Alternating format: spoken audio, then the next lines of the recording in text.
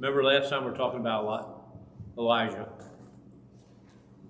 and let's keep. And it came to pass after many days, the word of the Lord came to Elijah in the 3rd year, saying, "Go present yourself to Ahab, and I will send rain on the earth." Just think about this. Here's Elijah. You think he wants to go back and do this? Didn't Jezebel? She has a thing up for his head, don't she? They're supposed to kill him when they find him. So he has to go back. God's telling him to go back. How many of us would do that? We're probably going to say, no way. So Elijah went to present himself to Ahab. And there was a severe famine in Samaria. And Ahab had called Obadiah, who was in charge of his house. Now Obadiah feared the Lord greatly. For it was, while Jezebel massacred the prophets of the Lord, that Obadiah had taken 100 prophets and hid them in 50 to a cave and had them fed with bread and water. So at this time, Jezebel took control. And what was she doing? Any prophet of the Lord, she was putting them to death. She was having them killed. So Obadiah, being a godly man, he wouldn't hit them. He's hiding them in a cave. So at that time, they thought the Lord was completely taken out of there, didn't they? But guess what? He wasn't. God preserved him. And in verse 5, and Ahab had said to Obadiah, "Go into the land to all the springs of water and to all the brooks. Perhaps you will find grass to keep the horses and mules alive, so that we will not have to kill any livestock." So they divided the land between them to explore. Ahab went one way by himself, and Obadiah went the other way by himself. Now as Obadiah was on his way, suddenly Elijah met him, and he recognized him and fell on his face and said, Is that you, my lord Elijah? And he answered him, "It is I. I go tell your master Elijah is here." So he met Elijah coming in, Obadiah didn't he? And he says, "Go tell your master I'm here." So he has to go tell Ahab he's here. So he said, "How have I sinned that you are delivering your servant into the hands of Ahab to kill me?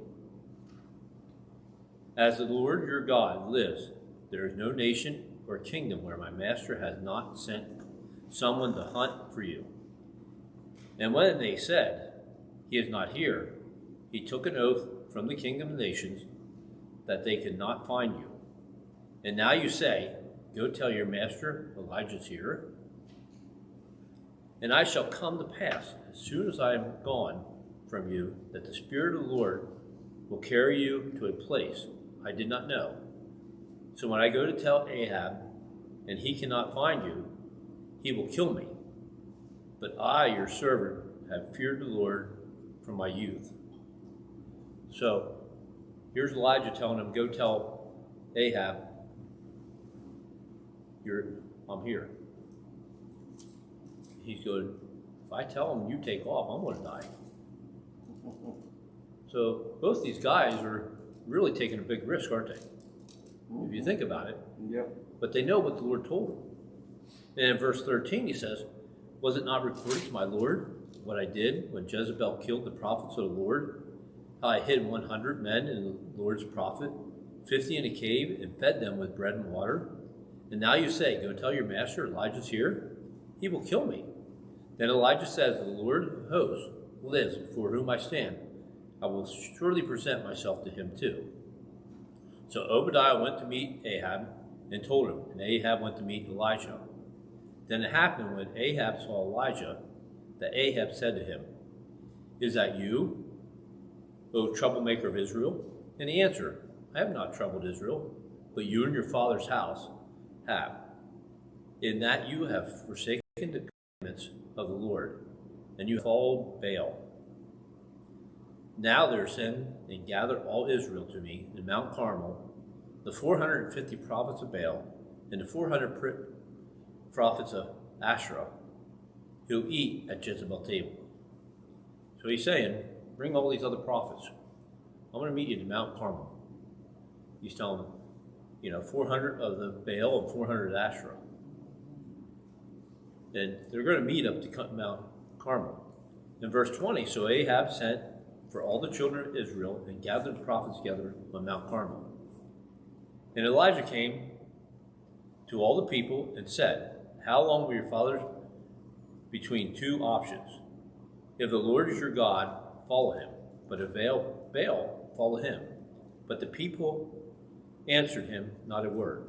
Then Elijah said to the prophet, I am alone, left a prophet of the Lord, but Baal's prophets were 450 men. Therefore let them give us 2 bulls. Let them choose 1 bull for themselves, cut it in pieces, and lay it on the wood, but put no fire under it. I will prepare the other bull and lay it on the wood, but put no fire underneath it. Then you can call the names of your God, and I will call the name of the Lord. And the God who answers by fire, he is God. So all the people answered and said, it is well spoken. Now Elijah said to the prophets of Baal, choose 1 bull for yourself, and prepare it first. For you are many, and call the name of your God, but no fire under it. So here he is, they're all chanting everything, nothing's happening. So then he took the bull, which was given them, and they prepared it. And he called the name of Baal from morning till noon, saying, O Baal, hear us. But there was no voice.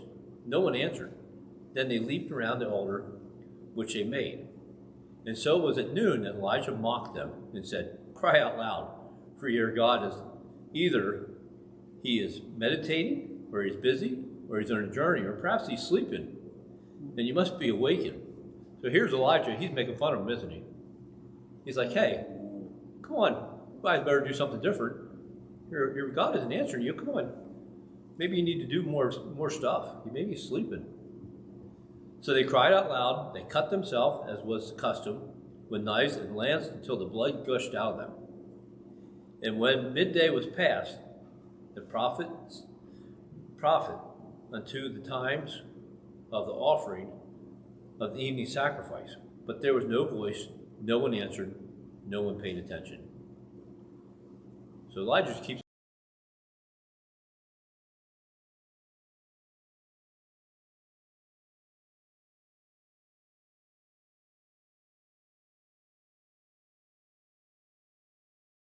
number of tribes of the stones of Jacob, to whom the word of the Lord had came, saying, Israel shall be your name. Then with the stones he built an altar in the name of the Lord, and made a trench around the altar, large enough to hold 2 seths of seed.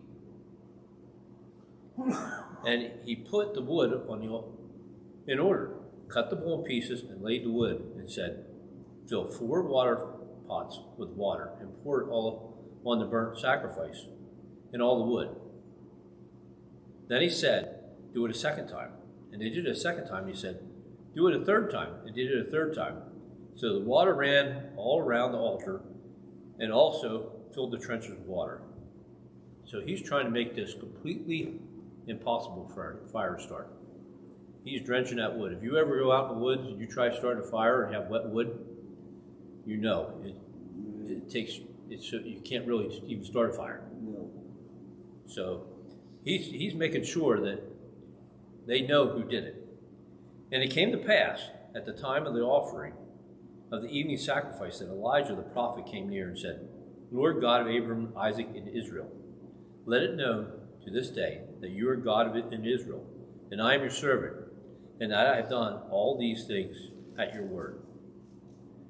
Hear me, O Lord, hear me, that the people might know that you are the Lord of God, and that you have turned their hearts back to you again. Then the fire of the Lord fell and consumed the burnt sacrifice, and the wood, and the stone, and the dust, and it licked up the water that was in the trenches. Now when the people saw it, they fell on their faces and said, the Lord, he is God. The Lord, he is God. And Elijah said to him, seize the prophets of Baal, do not let one of them escape. So they seized him, and Elijah brought them down to the brook of Cush and executed them there. So the people believed him after this happened. And what did they do? They got rid of the false prophets, didn't they? But in verse 24 it says, "And Elijah said to Ahab, Go up and eat and drink, for there is a sound of abundance of rain." So Ahab went up to eat and drink, and Elijah went up on top of Carmel. And there he bowed down on the ground and put his face between his knees, and said to his servant, "Go up now, look toward the sea." So he went up and looked and said, "There is nothing." And 7 times he said, "Go again." Then it came to pass on the 7th time that he said, "There is a cloud as small as a man's hand raising out of the sea." So he said, "Go up, see Ahab, prepare your chariot, and go down before the rain stops you." Now it happened in the meantime that the sky became black with clouds and wind, and there was heavy rain. So Ahab rode away and went to Jezebel. Then the hand of the Lord came upon Elijah, and he girded up his loins and ran ahead of Ahab to the entrance of Jezreel. So here he is. He went up and prayed. Now this, like I said, this is one of the only times God really only spoke to one guy. And he told him to go up there and do this. And God answered his prayers, didn't he? He had to pray 7 times, go up and look, and his prayers were answered. Wouldn't it be nice to have our prayers answered like that? I mean, this is a man of God, and you look at him, he's been through a lot. Because whenever he prophesied, what happened? He had to run, because he knew he was going to get killed. So his life didn't go as he planned, did it? Because then he sat by the brook. He sat by the brook and got fed by crows, and what happened? The brook dried up. Then he had to go after that and go to the town, and the widow only had enough bread, oil, and flour to make 1 loaf, didn't she? So he had trust in that, and then her son passed away. He had to trust through a lot of stuff, didn't he? And this is what we need to do. To stay strong in the Lord, we need to do the same thing. We need to be just like Elijah. And that don't mean everything's always going to be good. We're going to go through a lot of hard times. Let's go to prayer.